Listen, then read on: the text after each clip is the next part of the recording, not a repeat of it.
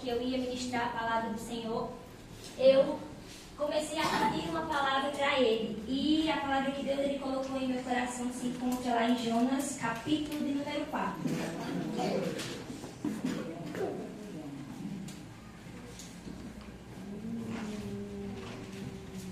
Jonas, capítulo de número 4. Irei ler o versículo 1 e o versículo 2.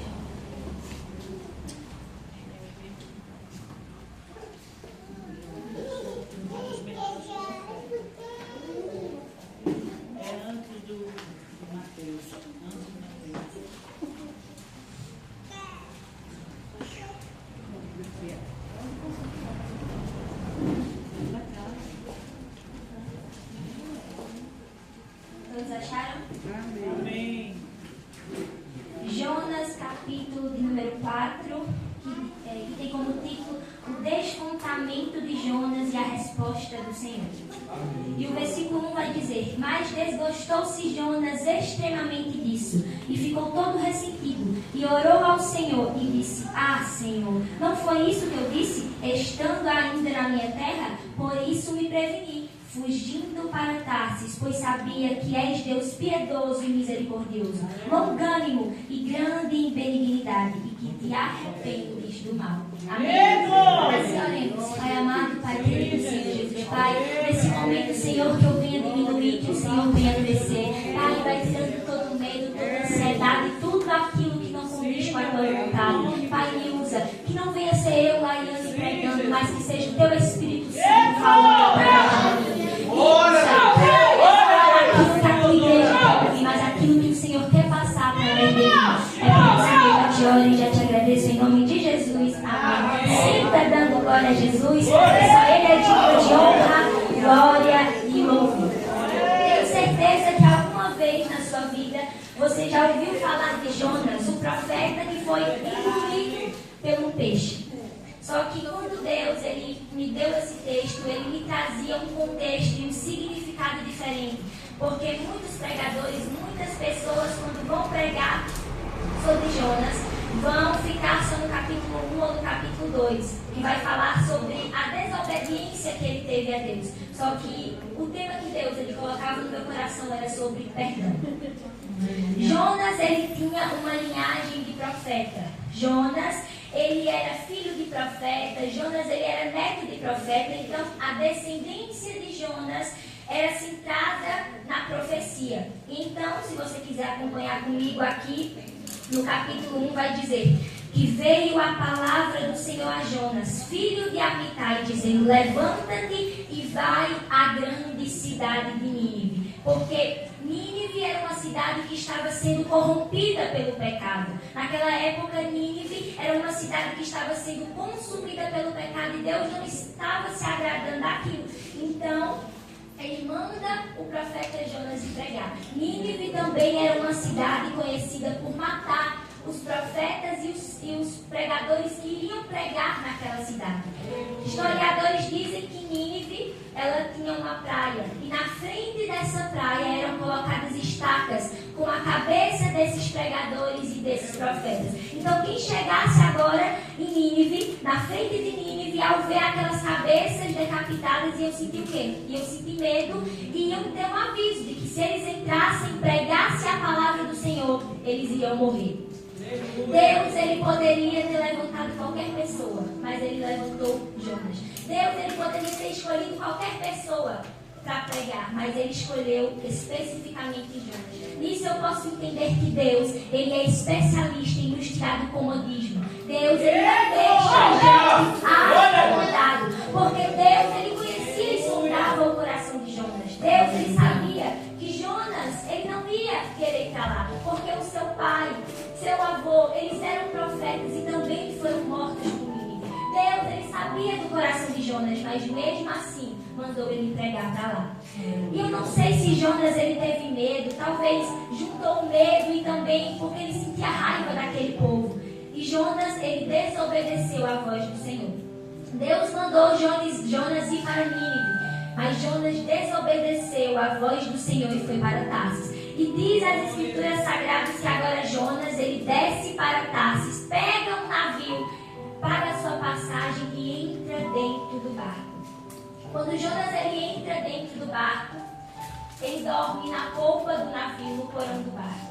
Creio eu que talvez ele tivesse pensado que Deus não ia fazer nada, só que ele se esqueceu de uma coisa, que nada se esconde dos olhos do Senhor. A gente pode ir até para o outro lado do mundo, mas Deus, ele contempla tudo. Os olhos do Senhor nunca perdem a gente de vista, principalmente aqueles que são escolhidos, porque escolhido não tem escolha. Então Jonas agora ele está dormindo no porão do navio. Só que Deus, ele agora manda uma grande tempestade. Tempestade essa que estava tão forte que a Bíblia fala que o navio estava a ponto de se quebrar. Então, agora os marinheiros, eles começam a ficar atordoados e preocupados, porque eles achavam que eles iam morrer, porque aquela tempestade estava uma tempestade incontrolável. Então, o mestre do navio, ele chega para Jonas que está dormindo e fala: levanta, invoca o teu Deus. Cada um está aqui adorando o seu Deus e pedindo que Deus ele nos cubra de bênçãos. Então, levanta-te e pede proteção a Deus. Só que Jonas fica calado, porque ele sabia que ele não podia pedir para Deus proteger ele, porque ele estava fugindo da voz do Senhor. Então, agora, cada um daqueles marinheiros, eles se olham e eles dizem: já sei, iremos tirar sorte, assim a gente vai saber quem é o culpado. E quando eles fazem aquele jogo de sorte, a sorte cai sobre Jonas. E então eles perguntam a Jonas: quem és tu? De onde tu és? De onde vens? Para onde vais? E Jonas ele fala: eu sou hebreu. E eu não posso orar para Deus me dar proteção, porque eu sou o culpado disso, porque eu estou fugindo e desobedecendo da voz do Senhor. E então Jonas ele fala: mas se tão somente vocês me lançarem ao mar, essa tempestade vai cessar, porque eu sou o culpado disso tudo que está acontecendo. Então agora esses marinheiros eles pegam Jonas e jogam Jonas dentro do mar. Só que Deus, ele é tão misericordioso que mesmo nós falhando, mesmo a gente pisando na bola, mesmo a gente todos os dias errando e pecando, Deus, o amor dele é tão incondicional que ele ainda nos dá uma nova chance. E ele fez isso com Jonas. Mesmo Jonas fugindo do chamado dele, Deus ele ainda deu uma nova chance. E agora a Bíblia diz que Deus, ele envia um peixe para engolir Jonas. E a Bíblia fala, se você quiser acompanhar aqui no capítulo 2, vai dizer que orou Jonas ao Senhor, seu Deus, das entranhas do peixe. Quando Jonas ele chega no ventre do peixe, agora ele ora a Deus. E ele se quebranta a Deus. E a oração de Jonas subiu aos ouvidos do Senhor. Porque se tem uma coisa que Deus não resiste, é a oração verdadeira de um justo. Porque a oração de um justo pode muitos em seus defeitos. Então, quando a gente for orar, a gente não precisa pregar para Deus, a gente não precisa de formalidade, porque Deus ele não se importa com formalidade, ele se importa com intimidade e com quebrantamento. Então, quando nós formos orar, conta tudo para Ele. Se você está pensando em desistir, está difícil, conta para Jesus, porque Ele não se importa com formalidade. Porque não tem como a gente dizer que quer intimidade com uma pessoa sem conversar com ela. Então que nós venhamos orar, mas orar ter aquela oração verdadeira com o Senhor. Porque Deus, Ele ouve a oração verdadeira. Então agora Jonas, ele ora ao Senhor. E Deus, Ele ouve a oração. Só que o que eu acho interessante é que Jonas, ele ora. Imediatamente Deus, Ele ouve aquela oração. Só que só depois de 3 dias que Deus resolve soltar ele. Sabe o que Deus, Ele fala comigo?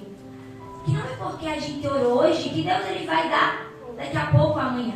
Porque só alcança o propósito quem suporta o processo. Só alcança a vitória quem suporta o processo.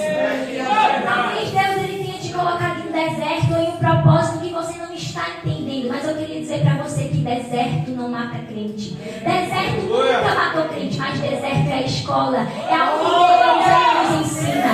Quando Deus ele resolve nos colocar em um deserto ou em um propósito, é porque Ele está dizendo: eu quero aumentar o patamar de intimidade. Porque você pode observar que quando Deus ele coloca a gente em um deserto ou em um propósito, todo mundo vai vai embora. E fica só o quê? Você e Deus. Porque é exatamente isso que Deus quer. Intimidade.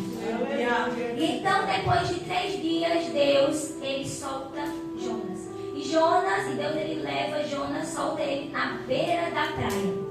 E agora, eu posso conjecturar que Jonas, ele se levanta e ele vai entrando pelaquela cidade. Ele olha para aquelas cabeças decapitadas, mas ele começa a prosseguir, ele começa a pregar e a dizer: se daqui a 40 dias vocês não se arrependerem, Deus irá matar todos vocês. E Jonas agora ele vai pregando, ele vai entrando pela cidade e ele vai pregando. Então a Bíblia relata que o rei ouviu aquela pregação e ele se comoveu. Agora a Bíblia diz que aquele rei, ele rasga as suas vestes e se cobre de pano de saco, mostrando arrependimento. E ele se prostra aos pés do Senhor e convoca toda aquela cidade num jejum. E do menor ao maior, a Bíblia diz que aquele povo se arrependeu. Mais de 120.000 homens e mulheres se arrependeram. Só que aqui no capítulo 4 a gente vai entender como acabamos de ler. Mas desgostou-se Jonas extremamente. Jonas não ficou feliz por Deus ter perdoado aquele povo. E então, Deus ele perdoa aquele povo e Jonas agora sai da cidade com raiva, com o coração angustiado, porque ele estava indignado, ele não queria que Deus tivesse perdoado aquela cidade.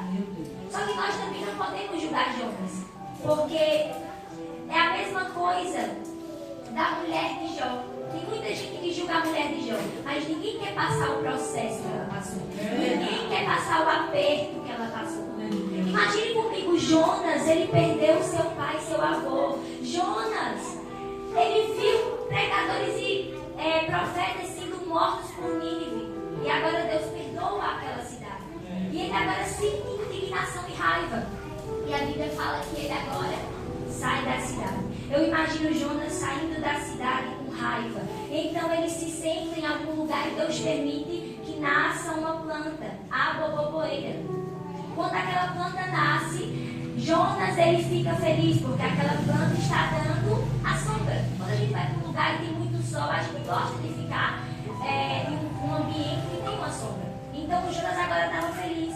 Só que o mesmo Deus que permitiu que aquela planta crescesse foi o Deus que permitiu que um bicho viesse e mordesse aquela raiz. E quando aquele bicho ele morde aquela raiz daquela planta adoece, murcha, seca e morre. E a Bíblia vai dizer que então Jonas teve pena daquela planta que secou. Mas Jonas não teve pena de 120.000 almas que se arrependeram.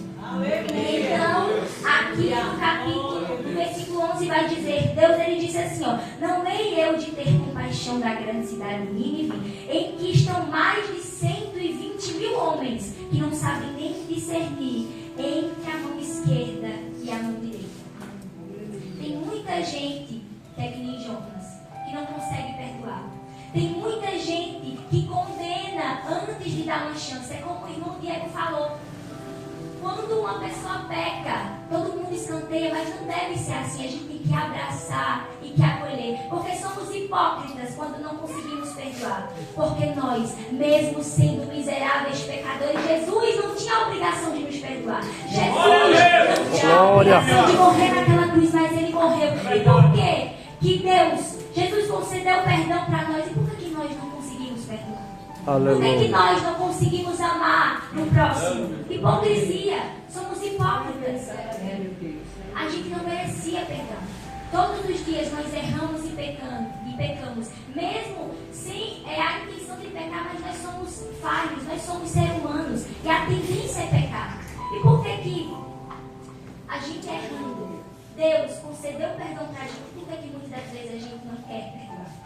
Como nós podemos dizer que Cristo vive em mim, que somos imitadores de Cristo, mas Jesus ele disse lá em Mateus: se vos não perdoarem quem vos ofende, vosso Pai que está no céu, de maneira alguma irá perdoar. Se você não perdoar o seu irmão aqui na terra, naquele grande dia você irá escutar: apartai-vos de mim que eu não vos conheço. Glória. Não imagine que, é porque eu canto bonito, eu prego bonito, eu oro 10 horas, mas você não ama o seu irmão, você não perdoa, você é pedra de tropeço na vida do seu irmão. Você acha que Deus se agrada disso? Não. Não vale de nada. Não vale de nada também a gente dizer que perdoa e que ama o seu irmão, mas de boca. Porque o coração, na verdade, está cheio de ódio, cheio de rancor. Irei contar um breve testemunho que aconteceu comigo para fortalecer a fé dos irmãos. Acredito que os irmãos saibam que hoje em dia eu estudo no Zacarias, porque eu estou no ensino médio. Mas há 5 anos atrás eu estudava no Laura Florencio, em outra escola, quando eu estava ingressando no ensino fundamental, no 5º ano. Quando nós mudamos para algum lugar, um lugar diferente, a tendência é a gente ficar quieto, ficar calado, porque fica com vergonha, é um ambiente diferente. Então, quando eu cheguei lá no Laura pela primeira vez, eu tímida, porque por mais que eu sempre fui essa criança que sempre falei muito, sempre gostei de falar, mas quando a gente entra em um ambiente que a gente não conhece, a gente fica mais quieto. Então, quando eu cheguei naquele lugar, uma menina, ela começou a conversar comigo e a gente desenvolveu uma certa amizade. Porém, ao longo do tempo, eu comecei a observar que aquela amizade não provinha do Senhor, porque a forma de falar, a forma de se vestir, os ambientes que ela ia, as músicas eram diferentes e não compactuavam com os meus princípios e com os meus valores. E eu comecei a perguntar para Deus, será que essa amizade provém do Senhor? Porque eu digo para vocês, meus irmãos, que nós possamos perder tudo, perder amigos, perder bens materiais, perder familiares, mas se a gente perder a presença do Senhor, a gente perece. Porque sem Deus, a presença de Jesus, nada nós somos. Então, eu vi que aquela amizade não provinha do Senhor. E eu cheguei para ela e falei, é só até aqui. Infelizmente, não podemos continuar amigas, porque aquela coisa é mais fácil uma pessoa do mundo, um amigo do mundo, arrancar você da igreja do que você trazer ele para a igreja. Não é verdade? É assim. É porque é mais fácil, porque Satanás ele é especialista em usar pessoas. É verdade. Então eu falei, é só até aqui. Nisso, ela ficou com raiva de mim, porque ela achava que eu estava apenas criando um pretexto para me afastar dela, mas não foi assim. Então ela falou, você fica com o seu Jesus e eu fico aqui. Eu falei, amém. E assim a gente ficou. Quando foi 2 anos depois, eu descobri que essa menina, ela desenvolveu depressão. Ela com os problemas familiares na casa dela, e ela tentava todos os dias, constantemente, tirar sua vida. Só que não era mais viável ela tirar a sua vida em casa, porque a sua família já estava atenta, os seus familiares eles já estavam atentos a ela. Então não tinha mais como ela tentar, porque se ela tentasse, eles iam tentar de alguma forma impedir. Foi então que essa menina ela teve a ideia de tentar fazer alguma coisa com ela na escola. E eu lembro, como se fosse hoje, que ela levou uma faca para a escola, uma faca de mesa, e colocou essa faca na cintura. Nisso, começaram a dizer, fulana está com uma faca, fulana vai se matar, fulana vai tirar a sua vida. E o que eu acho interessante pensando agora é que todas aquelas pessoas que se diziam amigos delas, quando souberam que ela poderia fazer alguma coisa contra ela, eles não se levantaram. Eles não foram atrás dela. Sabe o que eu entendo por isso? Nem todo mundo que diz que é seu amigo é seu amigo de verdade. Porque tem muitas pessoas que batem no seu ombro e dizem, eu estou contigo, eu sou teu amigo, mas na verdade, na hora do aperto, na hora que você realmente precisa, todos vão embora. Mas eu sei de um amigo que ele nunca vai fazer isso, Jesus. Glória! Ele nunca vai te abandonar. Jesus, ele nunca vai tirar print das conversas e mandar para todo mundo. Jesus, ele não faz isso. Aleluia, glória a Deus. Então, essa menina, ela corre pro banheiro com a faca. E eu não pensei 2 vezes. Eu não pensei se ela poderia fazer alguma coisa comigo. Eu não pensei. Só que quando eu soube que ela poderia tentar alguma coisa com a vida dela, eu fui em direção a ela. Quando eu chego lá, ela tá com a faca na mão, pensando em tirar sua vida. Foi quando eu abracei ela. Eu abracei ela e ela começou a chorar. E eu comecei a falar, não faça isso. Deus, Ele tem plano na sua vida. É isso que Satanás quer. Satanás quer tirar a vida das pessoas. Só que você é mais forte que faça isso. E eu comecei a abraçar ela e ela começou a chorar. Eu comecei a dizer, essa não é a solução, não faça isso. Você pode pensar que a sua família não te ama, que as pessoas não te amam, mas Jesus, Ele te ama. E quando eu abracei ela, ela começou a chorar. Depois ela virou para mim e falou assim, Maiane, por que tu fizesse isso? Por que tu me ajudasse? Eu fiz de tudo de mal que uma pessoa pode fazer para outra.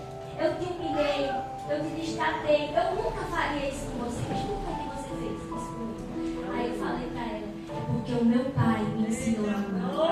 Meu pai me ensinou a perdoar mesmo aquelas pessoas que me odeiam.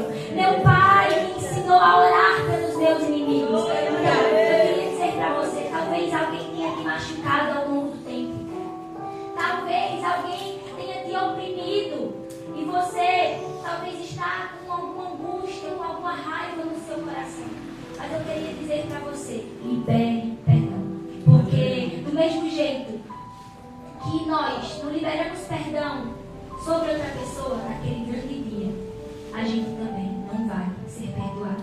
Amém? Então essa foi a palavra que Deus colocou em meu coração. Foi só até aqui. Se eu for mais adiante, eu não vou estar mais falando a palavra de Deus. Vai ser Deus falando através de mim, mas vai ser só de mim.